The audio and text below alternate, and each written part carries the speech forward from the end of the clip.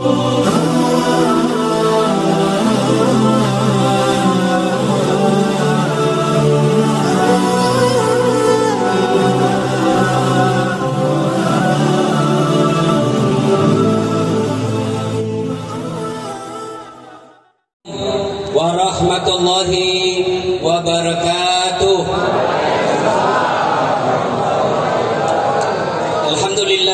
Alhamdulillahi rabbil alamin. Wa bihi nasta'inu ala umurid dunya waddin.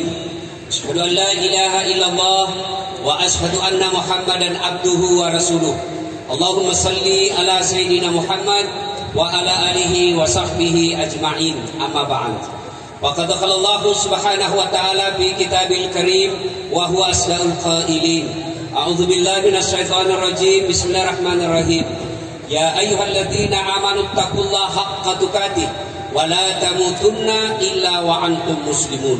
Wahai orang-orang yang beriman, bertakwalah kalian kepada Allah dengan sebenar-benarnya takwa, dan janganlah kalian mati kecuali dalam keadaan beragama Islam. Ayat ini Jumat dibacakan khatib. Tidak sah khutbah Jumat bila khatib tidak membaca ayat ini. Artinya ayat ini sangat penting sehingga harus diulang-ulang. Jangan kamu mati, dan rasa-rasanya ini susah diterima akal. Jangan kamu mati, berarti mati kamu yang ngatur. Weh, jangan kau mati ya. Berarti mati mau-maumu. Mati bukan kita yang ngatur. Mau atau tidak, tiba saatnya pasti mati. Orang kaya mati, orang miskin mati, raja-raja mati, rakyat biasa mati, ustad mati. Senangnya semua mati. Berarti yang jadi masalah sesungguhnya bukan mati. Yang jadi masalah illa wa antum muslimun, kecuali dalam keadaan beragama Islam. Berarti ada orang Islam tapi matinya bisa tidak beragama Islam. Siapa mereka? Contoh aja ini ya, contoh aja. Jangan marah bos, jangan marah. Sabung ayam. Ada juga di sini. Bilin. Udah dapat sama polisi, kejarlah sama polisi. Wih, judi ilegal. Jangan lari, masih lari. Dikejar sama polisi. Polisi tidak bisa kejar. Kenapa? Polisi besar perutnya. Ada juga polisi saya lihat besar perutnya, tidak nyambung. Kejar lagi, jangan lari, masih lari. Tembak ke langit peringatan. Jangan lari, tembak 1 kali. Masih lari, tembak 2 kali. Masih lari, tembak 3 kali. Masih lari, terpaksa dilumpuhkan. Tembak kakinya. Kakinya ditembak. Kepalanya dikena. Saya tanya temanku, bagaimana caranya bos? Kakinya aku tembak, kenapa kepalanya dikena? Dan soalnya waktu dia ditembak dia jongkok. Kena dia.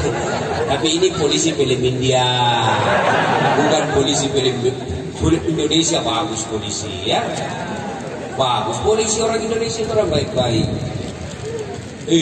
Anak muda, dan kumusi polisi. Kalau hilang motormu di pasar Tanah Abang, siapa kau cari? Apa? Ketua RT? Tidak dapat. Siapa kau cari?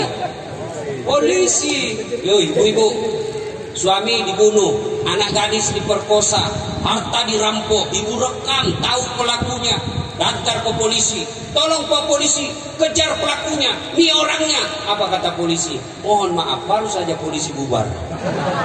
Iya toh? Saya pergi ceramah, macet mobil, tidak bisa maju, tidak bisa mundur. Baca surah Yasin, sudah 2 kali hatam, tidak goyang-goyang mobil. Begitu datang polisi lalu lintas, selesai. Makanya jangan musuh polisi. Pun kalau ada polisi minta-minta uang di jalan,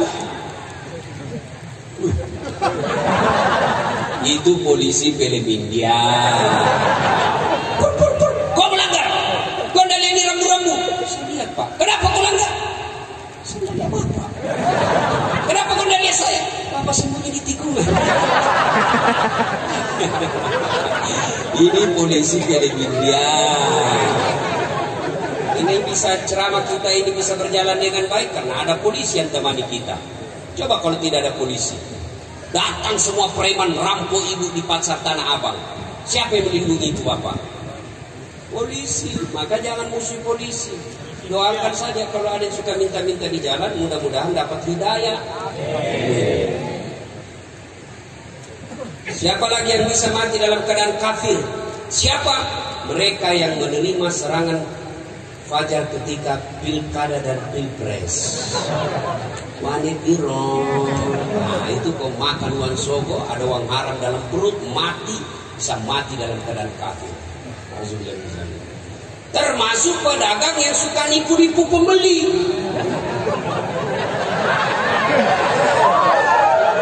Bos, ini gaspol atau rem-rem? Gaspol. Betul. Gaspol. Ini dipasarkan banyak tukang tipu. Asli benar, pakai sumpah lagi, demi Allah asli. Sampai saya di kampung palsu. Ajar ini pedagang seperti ini. Yang ketawa saya suruh sini. Wih bos, wih, bagaimana hidupmu berkah? Coba lihat kasihan. Anak dari kampung, dia tabung duitnya itu 50.000 per bulan. Tabung-tabung cukuplah duitnya 400.000. Dia minta kepada bapaknya dibelikan tas sekolah yang bisa tahan sampai di SMA. Dia pergilah bapaknya beli di Tanah Abang. Asli ini bang, asli. Demi Allah, 4 bulan rusak.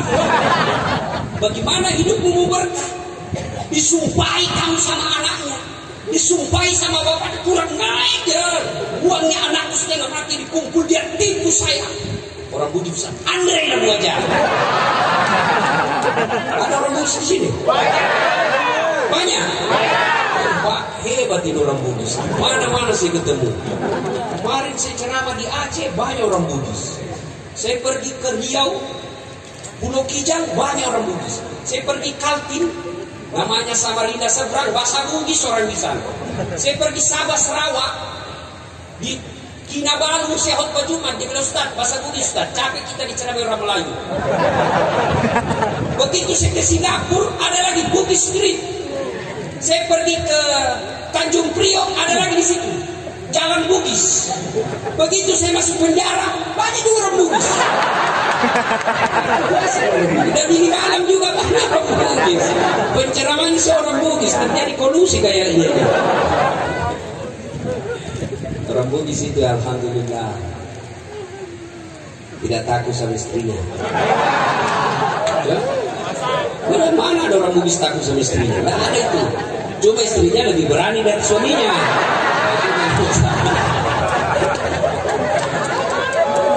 Wa qala idzan bismillahirrahmanirrahim. Ya ayyuhalladzina amanu dukhulu fis-silmi kaffatan wa la tattabi'u khutuwatis syaitan innahu lakum aduwwum mubin. Wahai orang-orang yang beriman, masuklah engkau ke dalam Islam secara sempurna dan janganlah engkau ikuti langkah-langkah setan, karena sesungguhnya setan itu musuh yang nyata bagi kalian. Musuh kalian bukan ulama, musuh kalian bukan polisi, musuh kalian bukan STM, musuh kalian bukan pemerintah, musuh kalian adalah setan, di mana setan itu musuh yang nyata bagi kalian, kata Allah. Ketika Bapak Ibu menerima informasi dan undangan tentang acara ini, setan akan menggoda kita. Gak usah kau datang, gak usah kau datang. Capek baru kau tutup toko, capek lebih kau pulang tidur. Itu setan menggoda kita. Alhamdulillah Bapak berhasil mengalahkan setan sehingga bisa datang di tempat ini. Apakah setelah duduk mendengar ceramah ini setan putus asa? Tidak, dia goda lagi kita. Gak usah kau dengar ceramah, gak usah dengar ceramah. Pegang HP-mu, pegang HP-mu, pegang HP-mu. Maka orang yang pegang HP-nya itu kena godaan setan. Sudah ceramah masih setan itu HP-mu, mengalihkan perhatian. Selama kau pegang HP pasti kau tidak dengar ceramah saya. Yang punya HP sudah dikasih tahu bahwa pegang itu masih godaan setan, masih dipegang, maka bukan lagi kena godaan setan. Kau sudah jadi setan silakan. Woi, siapa dulu HP-mu? Ibu-ibu yang pegang HP selama saya ceramah, saya doakan suaminya kawin lagi.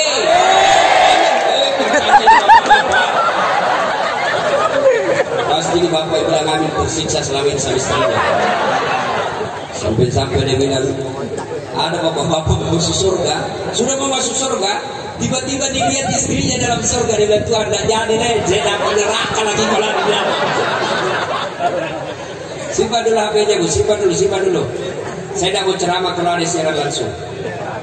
Boleh minta tolong tidak siaran langsung? Boleh? Kalau mau lihat rekamannya nanti ada di channel saya. Jernih gambarnya, suaranya jelas. Selesai nonton jangan lupa like and share. Oh, saya serius. Kalau bisa jangan ada siaran langsung. Boleh? Boleh? Saya perlu jelaskan kenapa. Saya ini dokter di bidang media massa. Saya pelajari itu soal media massa. Saya keluar negeri bersekolah soal itu. Setelah saya analisis, ternyata di Indonesia ini ada orang yang cari nafkah, cari duit, memberi makan anak istrinya, ngisi perutnya dengan cara apa? Membuli ulama. Caranya apa? Ketika dia cari siaran-siaran langsung, ada keselio ngomong, dia share. Dan biasanya kalau siaran langsung begini, kita keselio. Contoh paling akhir, guru kita Ustadz Abdul Somad. Siaran langsung ditanya, Ustadz, bagaimana hukumnya main catur? Beliau akan jawab, haram apabila azan berkumandang kalian masih main catur. Haram apabila azan berkumandang kalian masih main catur. Tapi dipotong itu azan. Akhirnya yang kedengar haram main catur. Disebarkanlah itu, maka marahlah seluruh pemain catur termasuk pelatihnya. Dari Sabang sampai Merauke.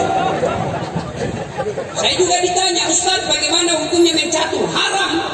Serius, haram. Kenapa bisa? Karena kau bunuh Perdana Menteri sama Raja. Mana bisa menang kalau tidak mati Perdana Menteri? Simpan dulu HP, simpan. Ibu-ibu simpan dulu, sebentar selfie. Ada juga ibu-ibu orang lagi ceramah sibuk selfie. Saya dijadikan background. Kita pot bunga. Coba deh ibu-ibu nanti selesai ceramah dikejar lagi kita itu, Ustaz selfie. Ini yang paling saya tidak senang. Orang capek keringatan disuruh senyum. Selfie Ustaz. Kalau tidak dilayani, dia ada status lagi, sombong dan Makassar. Dan dia ingat sampai mati. Masa tidak ada inilah. Nah, Ustaz bilang Ustaz kabur. Ustaz bilang Ustaz dalam hati itu bukan HBmu kabur, mukamu memang yang kabur. Simpan HP dulu bisa? Bisa? Insyaallah ya. Wa qala idzan bismillahirrahmanirrahim. Innallaha wa malaikatahu yusholluna 'alan nabi. Ya ayyuhalladzina amanu sallu 'alaihi wa sallimu taslima. Sesungguhnya Allah dan para malaikatnya bersalawat kepada Rasulullah Muhammad SAW. Maka wahai orang-orang yang beriman, bersalawatlah kalian kepada Rasulullah dengan sebaik-baik salawat. Suatu kali Nabi lagi duduk-duduk dengan malaikat Jibril. Nabi lalu melihat ada malaikat 1 juta jari-jarinya. Berapa jari-jarinya, Dek? Berapa? 10. Kau cacat itu kalau kau bilang 10. Ada kaki tuh 20. Ini malaikat 1 juta jari-jarinya, Pak. Nabi kagum, wahai Jibril, malaikat apa itu? Banyak benar jari-jarinya. Itu malaikat mencatat air ketika hujan. Nabi bertanya, wahai malaikat, kau mampu mencatat air ketika hujan? Ya, ku catat yang jatuh di laut, ku catat yang jatuh di gunung, ku catat yang jatuh di darat, semua aku catat. Satu yang tidak bisa ku catat, ya Muhammad. Apa gerangan? Lebih banyak jumlahnya dari air hujan. Apa? Ketika umatmu berkumpul di pelataran masjid. Masjid apa namanya? Nah itu. Lalu mereka berselawat bareng-bareng kepadamu. Saya tidak bisa mencatat betapa banyak pahala yang Allah turunkan di tempat itu. Maka ketika berkumpul seperti ini, jangan sia-siakan. Mari selawat bareng-bareng, karena dengan selawat bareng seperti itu Allah turunkan keberkahan yang luar biasa di tempat ini. Maka saya mau ajak berselawat bareng-bareng. Bisa? Bisa? Saya mau dengar mana lebih kencang suaranya pedagang perempuan dengan laki-laki. Bisa? Nah, jenis kelamin laki-laki diam dulu. Ibu-ibu ayo ikut sama saya, Bu. Yuk, Bu. Sholatu ala toha sulillah sholatullah ala yasin itu bukan keras bos, itu namanya syahdu.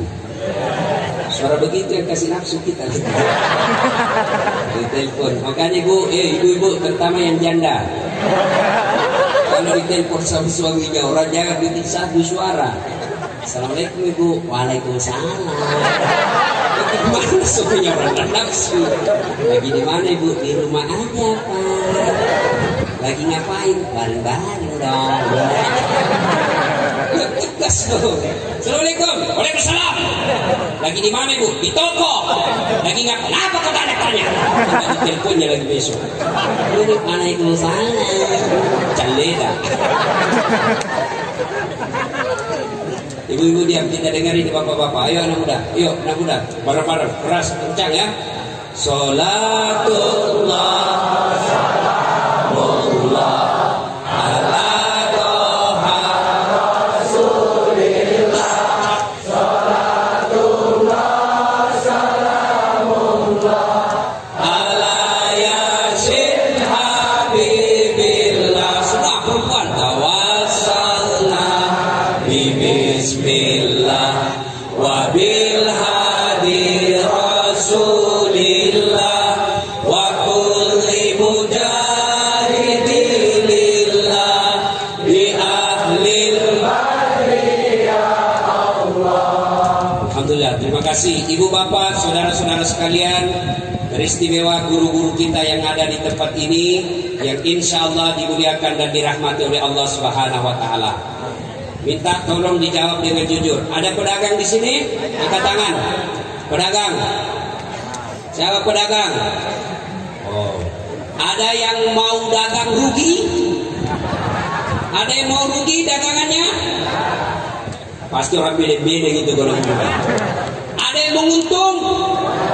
Oh, semua pedagang mau untung. Tidak satupun manusia yang berbisnis mau rugi. Semua mau untung. Tapi selanjutnya semua yang untung belum tentu jauh dari azab Allah. Ada orang berdagang satu hari dapat 5 juta, untung dia, tapi belum tentu jauh dari azab Allah. Ada orang untung 10 juta satu minggu, 20 juta dia dapat satu minggu, tapi belum tentu terbebas dari azab Allah. Tapi ini pedagang, sudah dagangnya untung, sudah dagangnya tidak rugi, jauh lagi dari azab Allah. Siapa mereka? Inilah yang kita akan jawab pada taklim kita kali ini. Nah, Allah Subhanahu wa taala bertanya dalam Al-Qur'an. Bismillahirrahmanirrahim. Hal adullukum ala tijaratin tunjikum. Mau enggak saya tunjukkan kalian sebuah niaga bisnis yang tidak pernah merugi? Bayangkan, tidak pernah merugi dan jauh dari azab Allah. Kalau ditanya begitu apa jawabannya? Pasti mau. Kalau mau kata Allah, syaratnya 1, tu'minuna billah. Berimanlah kepada Allah Subhanahu wa taala. Artinya apa? Silakan jadi pedagang baju yang beriman kepada Allah. Silakan pedagang peci beriman kepada Allah. Dagang sarung beriman kepada Allah. Yang jadi masalah kita ini gampang sekali ngaku. Saya beriman kepada Allah. Kamu beriman kepada Allah. Ngaku beriman gampang. Tapi yang sulit adalah diakui sebagai orang beriman. Contoh, ibu bapak kenal Sandiaga Uno? Tahu Sandiaga Uno? Tahu.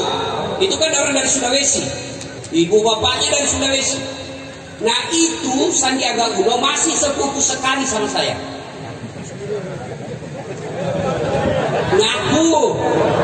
Mulai bingung, kok jauh benar tampangnya. Sandiaga Uno cakap, Ustadz hancur. Saya jujur, saya ini nggak gagah. Sandiaga Uno tuh gagah. Saya bohong kalau saya bilang Sandiaga Uno nggak gagah. Dia gagah, saya nggak gagah. Tapi saya menawan. Ini yang luar biasa buat saya, menawan bos. Ngaku saya sepupu dengan Sandiaga Uno gampang. Tapi yang sulit adalah diakui oleh Sandi sepupu. Ini jadi masalah. Bapak ke Sandi, Bang Sandi, ya, katanya sepupu 1 kali sama Das Adlati. Siapa ya? Namanya baju kudengar. Ngaku kepada Allah beriman gampang. Yang sulit adalah diakui oleh Allah sebagai orang beriman. Bapak pedagang mengaku beriman gampang. Kalau perlu sampai keluar gigi palsunya ngaku. Beriman kepada Allah, beriman kepada Allah. Sampai nyatu itu bibirnya. Tapi ketika di cross check kepada Allah, benarlah dia beriman kepada Allah? Oh, mana? Ngaku beriman kepada Allah gampang, tapi diakui oleh Allah sulit. Lalu kalau begitu Ustaz, orang beriman itu bagaimana?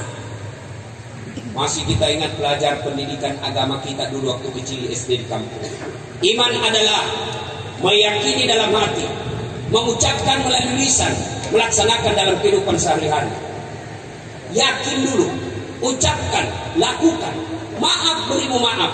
Kita umat Islam ini imannya baru 2/3. Kadangkala dia yakin, kadangkala dia ucapkan, tapi belum dipraktekkan.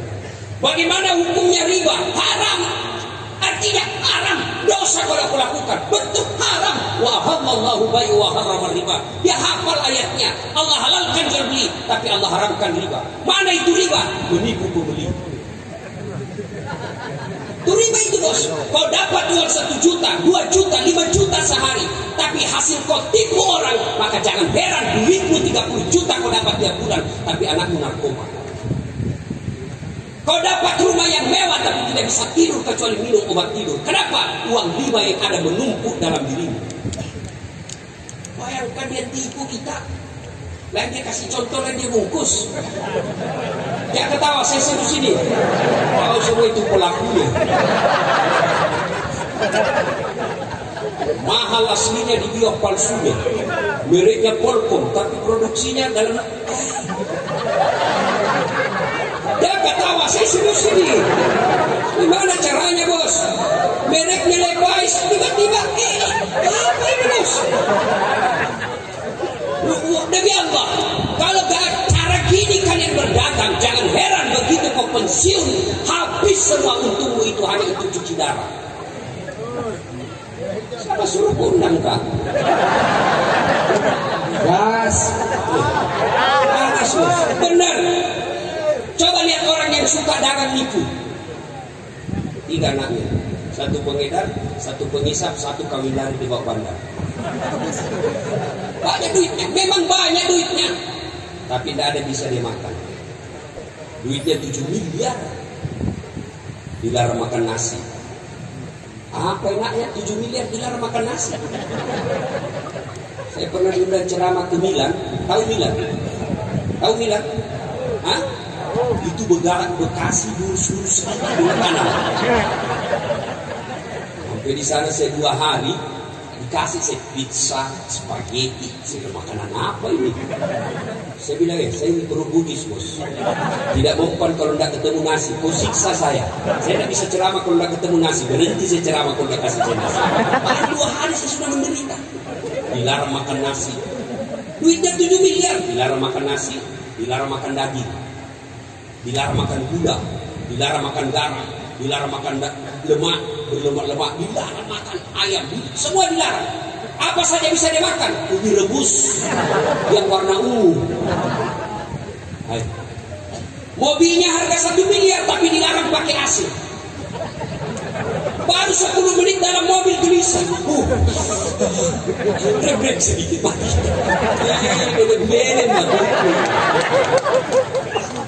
Itu kalau bapak ibu dagangnya nipu pembeli, apa tidak sakit hati pembeli kita pak? Jauh-jauh dari Sulawesi Selatan, duitnya duit susah dia dapatnya, dia tabung bertahun-tahun, modal usaha nantinya, dia pikir yang dia beli asli ternyata sampai palsu, maka sepanjang hidupnya disumpahi penjualnya. Gimana hidup kita mau berkah kalau hidup kita semua sumpahi kita sama pembeli? Tiap hari 4 pembeli kita, tapi semua menyumpahi kita. Gimana hidup kita mau berkah? Tapi lihat orang yang jujur dalam berdagang. Barangkali untungnya tidak seberapa, barangkali mobilnya tidak mewah, barangkali rumahnya pun sederhana, tapi hidupnya tenang, anak-anaknya bisa menjadi anak-anak yang bermartabat. Pedagang penipu, suaminya selingkuh, istrinya membalas. Tiba-tiba minta maaf suaminya. Bu, maafkan saya. Kenapa Pak? Saya hilang. Waktu saya ke Kalimantan dulu, gagal. Saya hilang. Ada perempuan mirip betul sama ibu. Maafkan saya. Jadi saya selingkuh. Maafkan saya hilang. Dia bilang sering enggak apa-apa. Saya maafkan kau. Begitulah manusia biasa. Kadang-kadang memang kita hilang. Maafkan, karena sudah bulan lalu saya selingkuh. Ini kalau barang yang membentuk dalam diri kita adalah barang-barang haram. Lalu bagaimana berdagang orang-orang beriman itu? Mereka akan seperti Rasulullah. Ya Muhammad, berapa harganya ini kainmu? Apa kata Nabi? Khadijah memberiku 10 dirham. Kau mau beli dengan modal? Boleh. Kau mau kasih saya untung? Silahkan. Kira-kira ada di tanah abang begitu? Ada? Ada? Nah, maka jangan heran, wajar ketika kita sholat tidak bisa khusyuk. Kenapa makanan ikut mempengaruhi tingkat kehusyukan kita? Kalau kita selalu mengkonsumsi barang haram, maka hati kita jadi keras. Apa hubungannya Ustaz? Tidakkah orang yang lembut hatinya itu ketika dia tahu barang salah, dia tidak akan lakukan. Tapi orang yang keras hatinya, kaswatul qalbi, dia tahu salah, dia tahu haram, tapi dia lakukan terus, maka itu membuat hati bapak menjadi keras, dan wajar bapak sholat tidak bisa khusyuk. Allah. Tadi 200.000, di pulsa 50.000, di SCN 20.000. Mana ini 200.000? Allah, di mana sih? Allah, masih dicari. Akad ketiga belum dia dapat. Begitu rakaat keempat, assalamualaikum. Oh, di bawah dompet. Itu bapak ibu berdagang. Dagang yang baik itu diyakin, dia ucapkan, dia lakukan dalam kehidupan sehari. Bagaimana hukumnya pakai jilbab? Wajib. Apa artinya? Dosa kalau kau tidak lakukan. Kenapa belum pakai jilbab? Ya sudahlah, saya masih gadis. Nanti kalau pakai jilbab tidak ada yang senang saya. Itu orang beriman. Dia bukan cuma yakini, diucapkan, dilakukan. Itu menurut arti iman secara etimologi. Nah sekarang bagaimana orang beriman? Karakternya menurut Quran. Bismillahirrahmanirrahim. Innamal mu'minuna alladzina idza dzukirallah wajilat qulubuhum. Orang beriman itu apabila, dengar, orang beriman itu apabila dia dengar nama Allah bergetar hatinya. Apa yang disebut bergetar hatinya? Nah, contoh paling sederhana. Adik-adik, bapak-bapak pernah jatuh cinta? Ya memang kok belum disunat. Ya? Pernah jatuh cinta? Oh kalau saya bukan pernah, sering. Itu kalau orang jatuh cinta seperti saya, jangankan saya lihat mukanya, dengar aja namanya.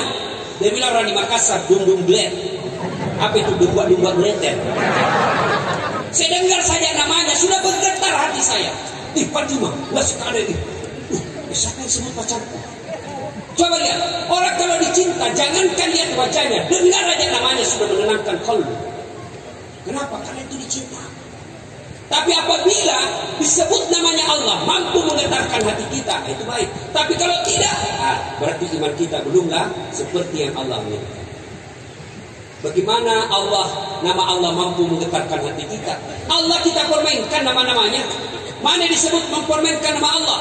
Dia pakai sumpah dalam berdagang. Asli enggak? Demi Allah.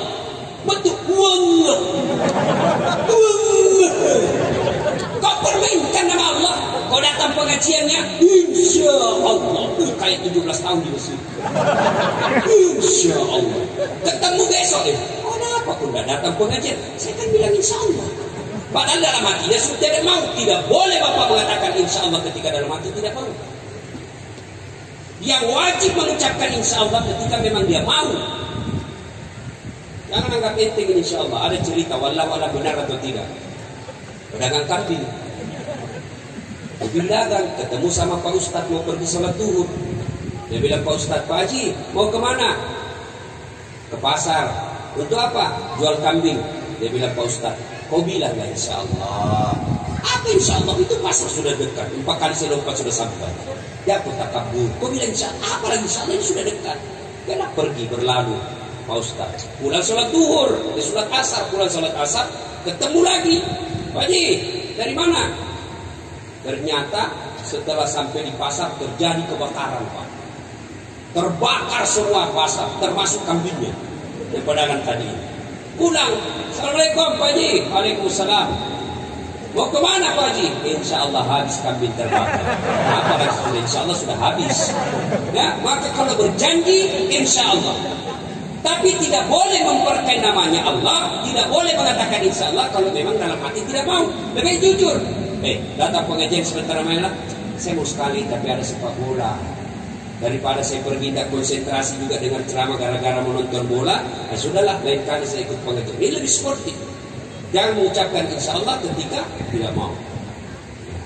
Yang kedua, yang pertama, orang beriman itu bergetar hatinya ketika disebut namanya Allah.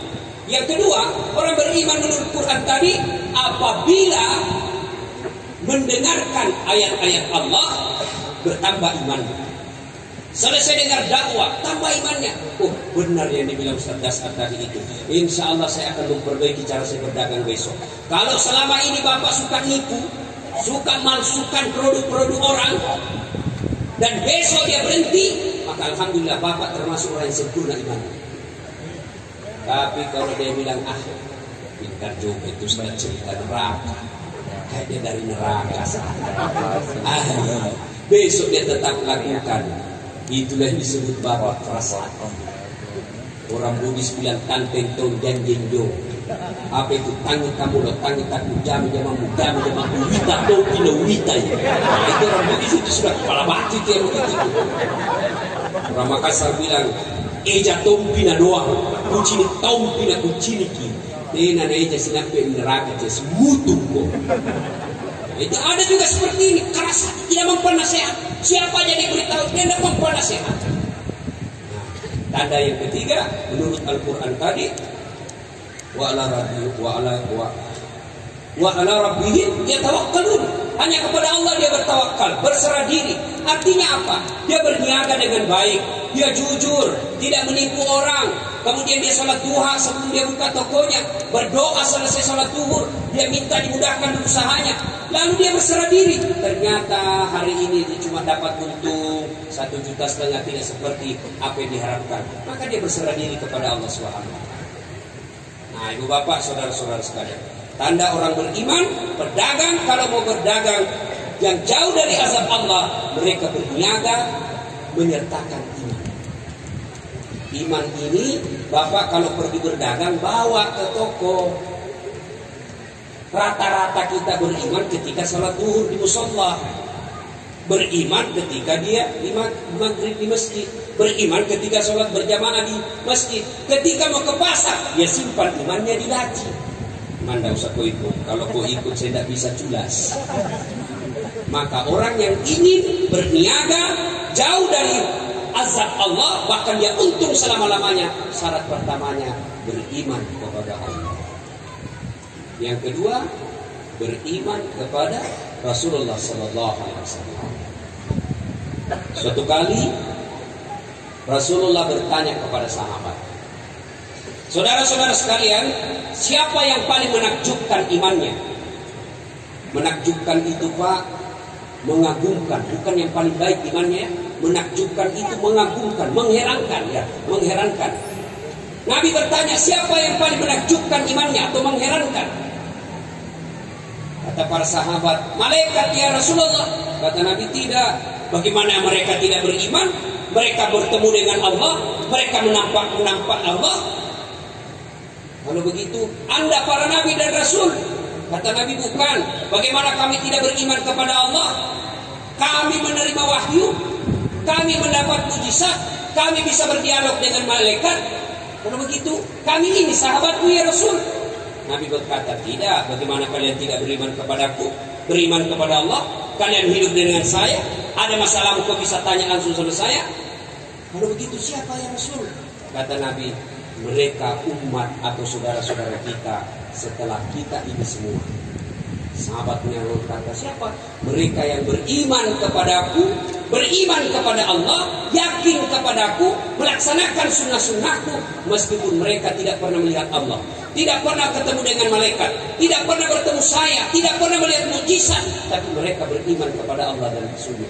Kita lagi ini semua pedagang-pedagang yang hadir di tempat ini, tidak pernah melihat Nabi. Kita hanya meyakini Nabi melalui dakwah-dakwah. Berimanlah kita Islam. Nah, setelah beriman kepada Nabi, apa yang selanjutnya kita lakukan? Melaksanakan sunnah-sunnahnya. Ini biasa kalau kita bicara sunnah, kadang-kala kita bertengkar. Ya, terutama apa? Ini banyak biasa ada ini kajian sunnah. Bahkan dia bikin daftar Ustadz sunnah. Nah, Ustadz sunnah dicatat 1 sampai 50. Yang tidak ada berarti kami ini tidak masuk Ustadz sunnah. Adik-adik nih, mumpung saya ingat, kalian terutama yang pedagang hijrah. Pedagang hijrah, orang hijrah itu ada bukan yang suka mencari-cari kejelekan sesama manusia. Kalian silakan belajar hadis, kalian belajar tafsir, silakan belajar agama dengan baik, silakan cari dalil sebanyak-banyaknya, bukan untuk menyerang orang lain, tapi untuk kalian amalkan sunnah yang kalian yakini. Kalian akan sesat dan tidak dicintai Allah dan Rasulnya kalau kalian mencari dalil, menggali dalil, sekolah sebanyak-banyaknya, baca buku. Tujuannya apa? Menyerang orang yang berbeda pendapat dengan kalian, tidak dicintai oleh Allah dan Rasulnya.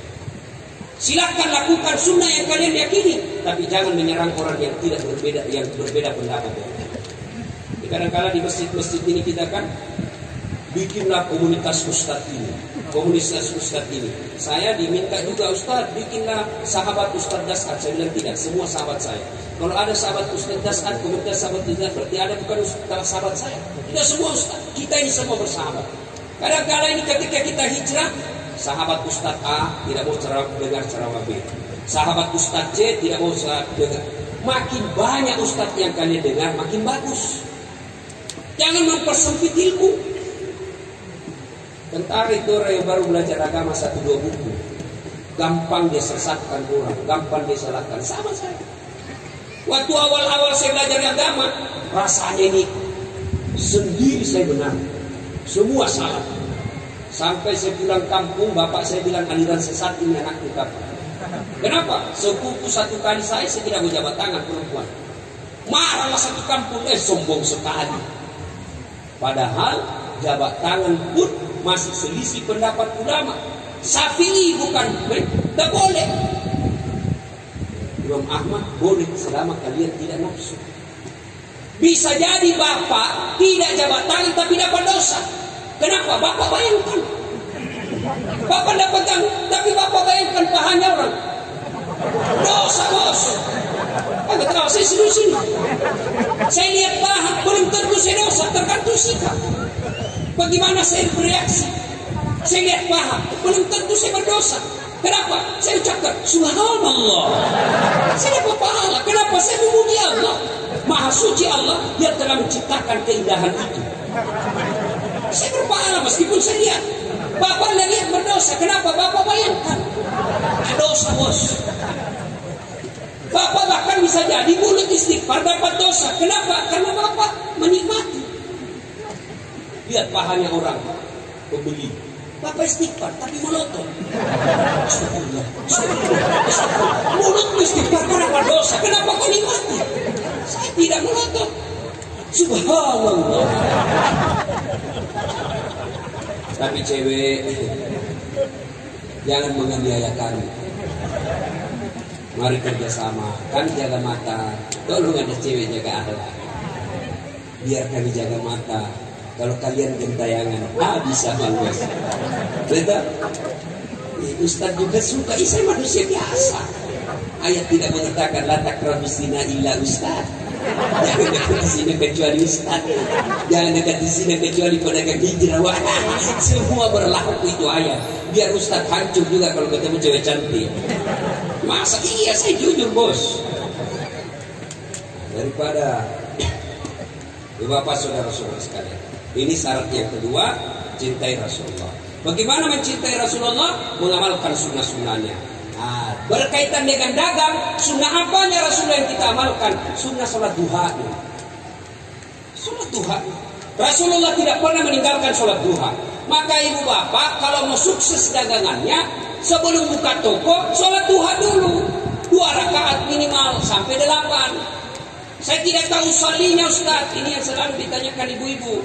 Ustaz, apa niatnya? Dengar ibu, niat itu tidak harus diucapkan. Niat itu dalam hati sudah selesai. Niat itu bahasa hati, bukan bahasa lisan.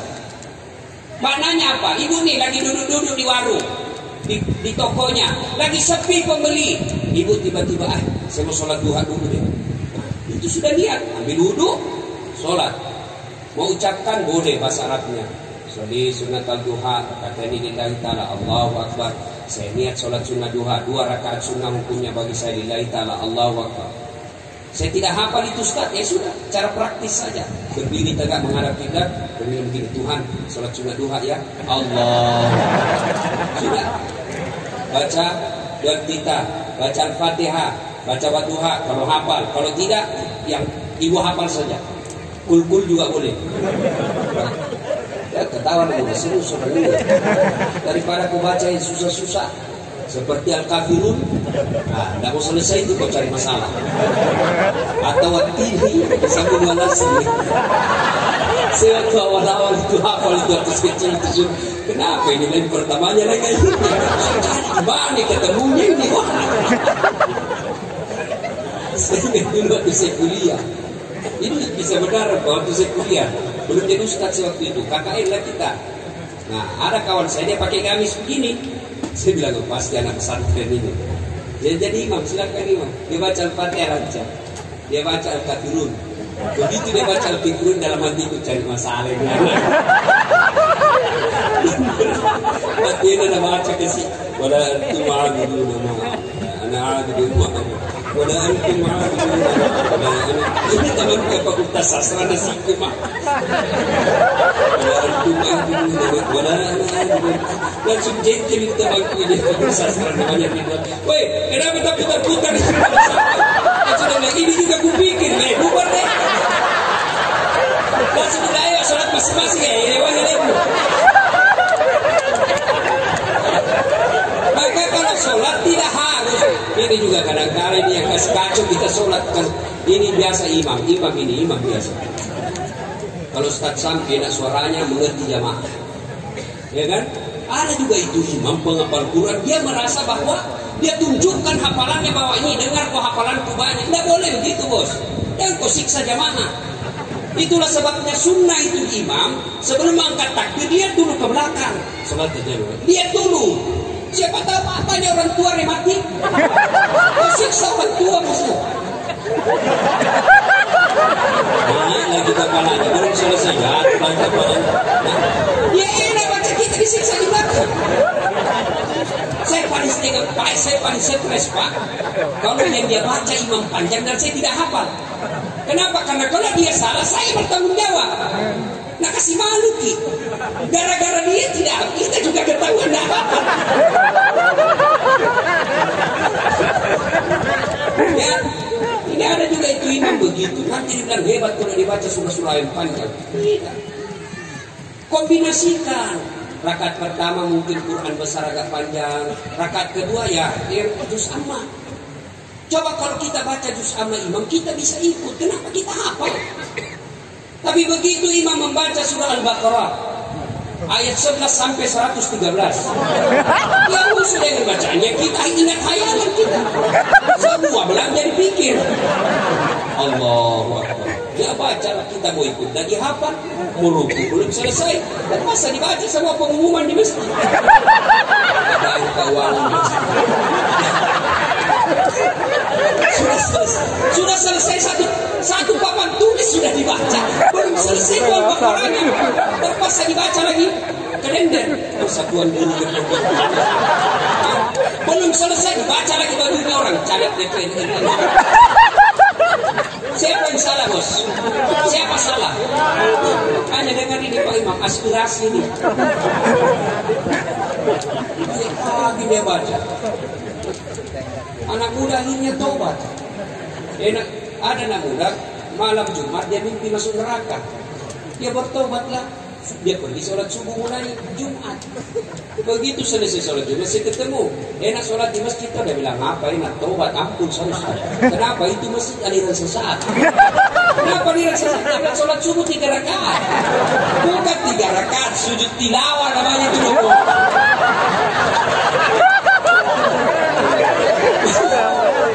Makanya itu imam jaga asal takbir.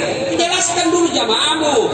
Adik-adik ini barangkali ada yang baru masuk Islam atau Islam tapi baru tobat hari ini. Nah, ini Jumat kita sujud tilawah, membaca surah Sajadah. Kita sujud nanti, jangan kaget ya. Biasa juga kita itu manusia sendiri, kita begini ternyata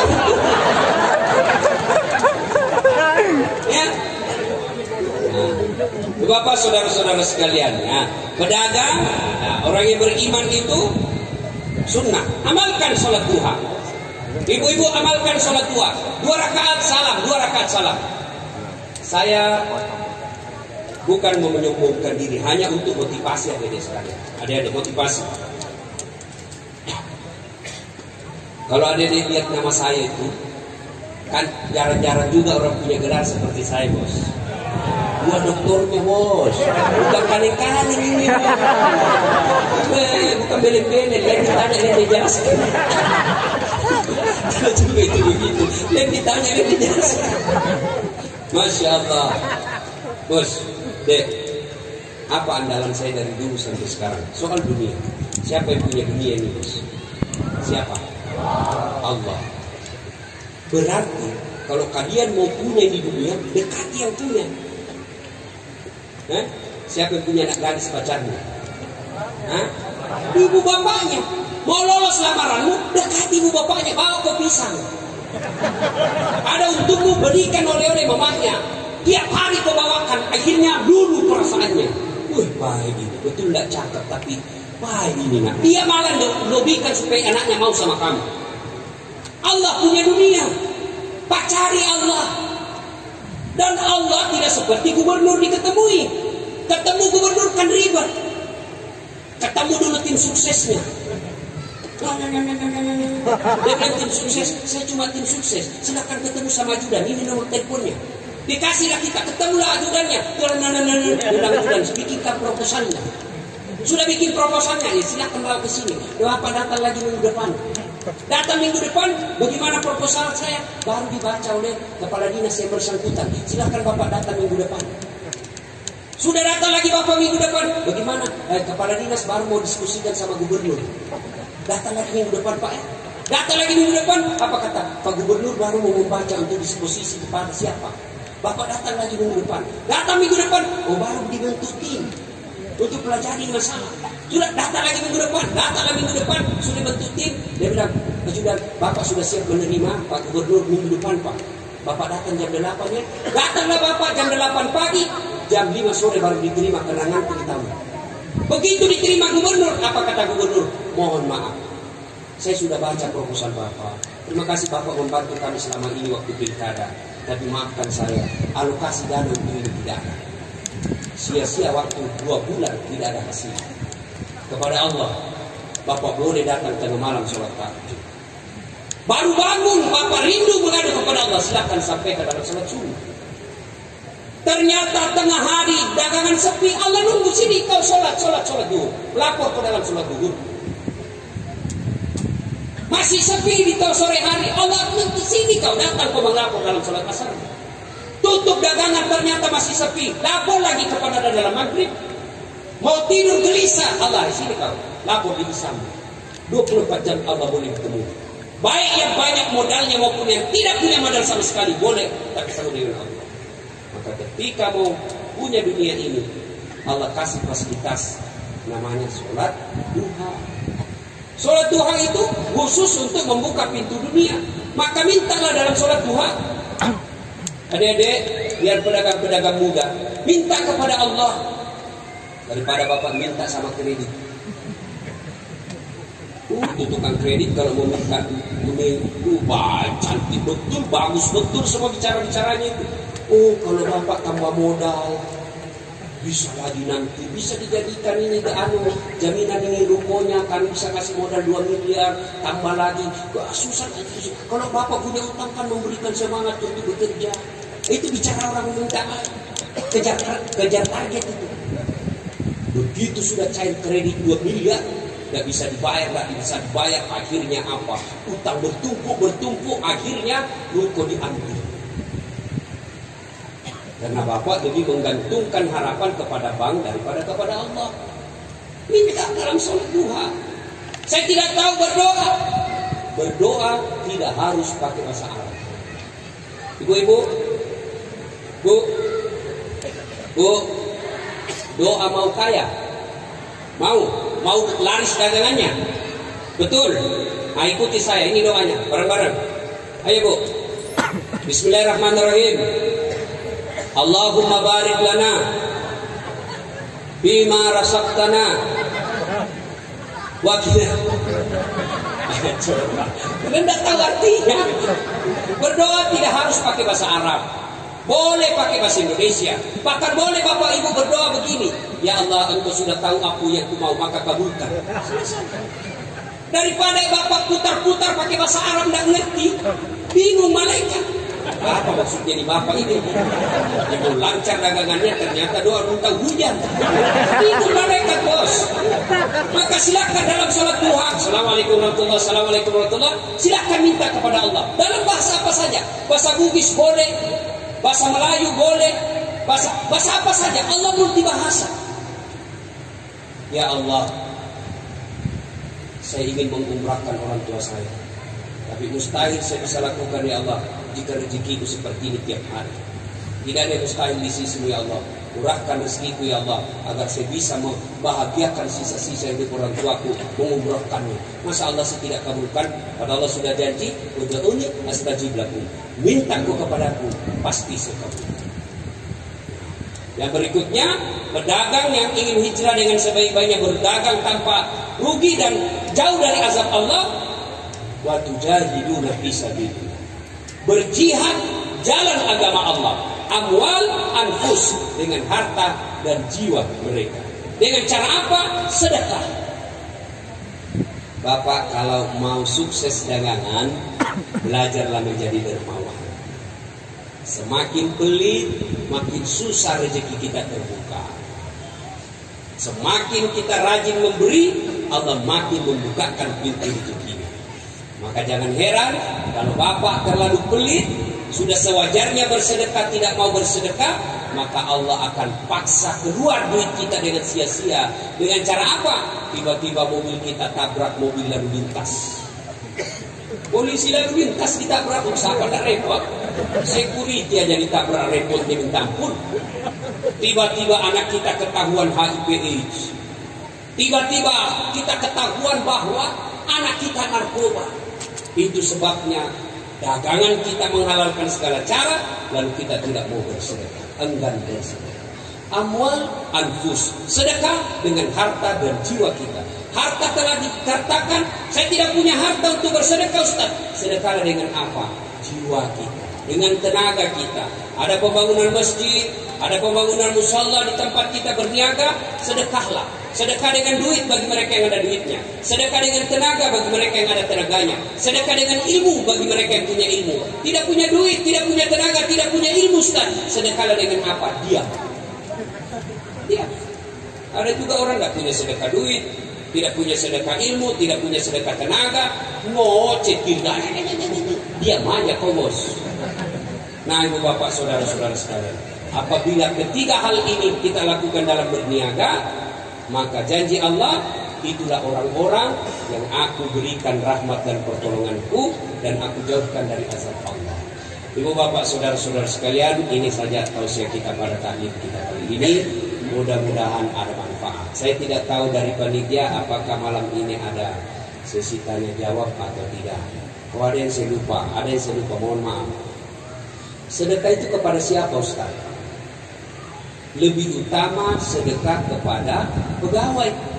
Misalnya ibu juragan ibu. Ibu punya pegawai ada 3 orang.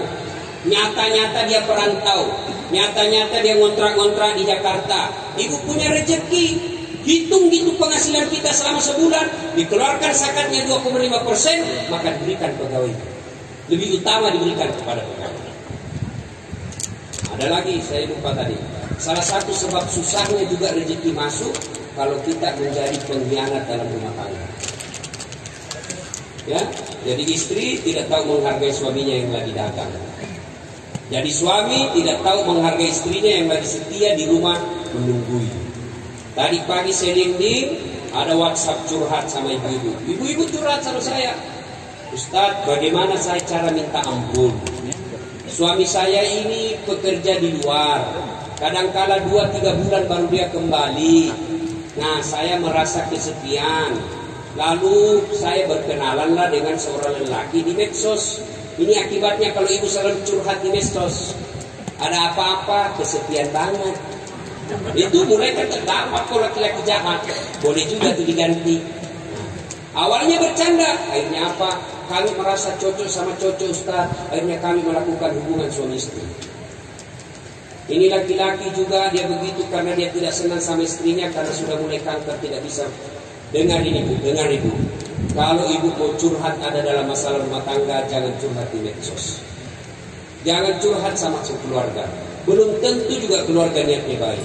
Kadang-kadang kita curhat sama saudara, apa dalam hatinya kita cerita, memang di depan kita dia bilang, kenapa bisa begitu suaminya? Padahal kau sabar menunggunya di rumah dia pergi berdagang. Padahal dalam hatinya kau rasa itu. Lebih baik ibu curhat kepada Allah, jangan curhat di medsos. Bayangkan seperti tadi, perempuan bejat seperti ini, suaminya pergi cari nafkah, dia tinggalkan anak istrinya, rela berbulan-bulan tidak pulang untuk menafkahi istri, malah istrinya merasa kesepian dan pergi berzina. Kalau begini kejadian, tidak bisa kita sukses, jauh dari azab Allah. Akhirnya saya bilang apa? Minta maaf deh sama suamimu. Jangan nanya Ustaz, kau sebut itu dosamu. Saya tidak tega Ustaz. Apa boleh buat? Kau diceraikan ya itu resikomu. Nah, ibu baik-baik sama suami kalau mau rezeki. Bagus juga itu kita ini suami. Kalau mau pergi pasar dagang, ibu sayang-sayang kita di rumah. Ku lepas di kau pahlawan. Nah, begitu suami mau pergi, ini bapak-bapak jadikan tradisi seperti Rasulullah. Beliau kalau mau keluar, beliau bersedekah kepada istri beliau. Apa sedekah Rasulullah kepada istri beliau? Sun jidat. Maka ibu-ibu kalau suami mau keluar besok dagang, dia lupa ingatkan, Pak sedekah. Nah, kasihlah sini kau saya sedekah kau. Tapi ibu juga kalau mau disedekahi, kalau sudah tahu suami mau berangkat, ibu sikat gigi lah minum dulu. Ya. Kita pulang. Ini kan istri juga ini penentu untung kita, ngasih apa rezeki kita di pasar. Bayangkan bahagianya kita di pasar, istri kita selesai sholat duha dia WhatsApp, Pak, jangan menipu publik, rezekimu tidak akan diambil orang, jangankan diambil, tertukar saja tidak. Saya baru saja doakan kamu dalam sholat duhaku tadi. Salam sayang selalu dari istrimu di rumah. Senang tak bapak-bapak dapat WhatsApp seperti itu? Senang, pernah. Paling jangan lupa singgah beli beras. Enak kan kalau kita dapat WhatsApp seperti itu. Pas pulang istrinya, suaminya, sebelumnya Bu, ini sudah mau tutup toko, tapi hari ini sepi sekali. Istrinya sudah tahu, maka istri yang soleha dia akan datang menjemput suaminya dan memberikan semangat baru. Assalamualaikum kakandaku Arjuna. Waalaikumsalam adindaku Sri Kandi. Istrinya berwih, gagah betul kau bang hari ini. Kata suaminya, berarti saya jelek kemarin. Lalu istrinya duduk di samping suaminya, dia bukakan sepatunya suaminya, lalu dia berkata, Bang, begitulah romantika berdagang. Jangankan abang, Nabi pun pernah mengalami susah dalam hidup. Tak mungkinlah kita dagang untung terus. Inilah romantika. Hari ini dagang, besok lagi untung, besoknya lagi rugi. Itulah dunia. Kadang-kala untung, kadang-kala rugi. Tapi Bang, sabar saja Bang. Lalu dia peluk suaminya lalu menyanyi, bila kamu di sisiku, hati rasa syahdu. Tenang suami, dan sudah tak apa-apa deh. Masya Allah. Jangan baru pulang langsung HP-nya kau periksa. Bagaimana nak kita serangan jantung? Lupa lagi pasang password. Apa mati kita mati. Gimana kita suka bohong? Karena itu juga kalau kita jujur ngamuk. Masalah dibohongi supaya senang sama istri saya kan. Ada kawan saya di kampung masih selalu nelpon cinta monyet dulu di kampung. Begitu dia lihat banyak video-video saya viral, mas selalu juga menelpon. Saya mau blokir. Nggak enak nanti dia bilang saya sombong. Saya mau terima. Terancam mamanya cek. Paksa. Ku tulis lagi situ namanya penjual batu bata. Begitu saya lagi duduk-duduk sama istri, tiba-tiba bunyi. Istri saya pergi lihat, dia teriak, Ustaz, penjual batu bata. Sudah jangan angkat saya, itu tagihan. Oh, selamat saya. Saya pulang ceramah suatu hari. Saya bikin teh. Saya ambil itu toples tulisan gula. Begitu saya minum, asik. Punya saya pilih itu toples tulisannya gula. Saya garam. Saya tanya istriku, sayang, kenapa ini gula baru kau tulis garam, isinya kau tulis garam. Gula kau tulis gula, isinya garam. Dia bilang, HP-nya juga Ustaz, lain isinya lain ditulis.